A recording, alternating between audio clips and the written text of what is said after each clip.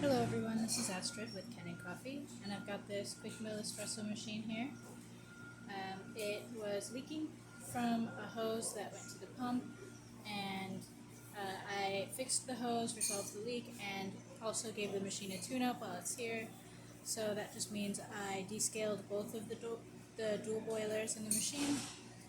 I back flushed the E61 group head and deep cleaned the machine, cleaned the steam wand with milk cleaner, and then just wiped down everything, changed the screen and gasket here in the E61 group head, and now I'm going to pull a shot just to show you the machine is working.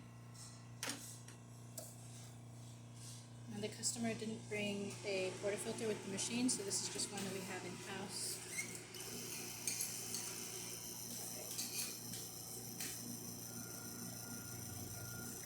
So you can see it's sitting at about 9 bars right here.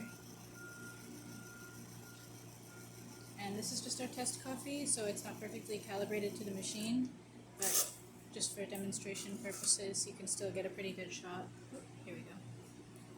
There we go. And then the steam, I'll show you that really quick, and then let's look at the hot water.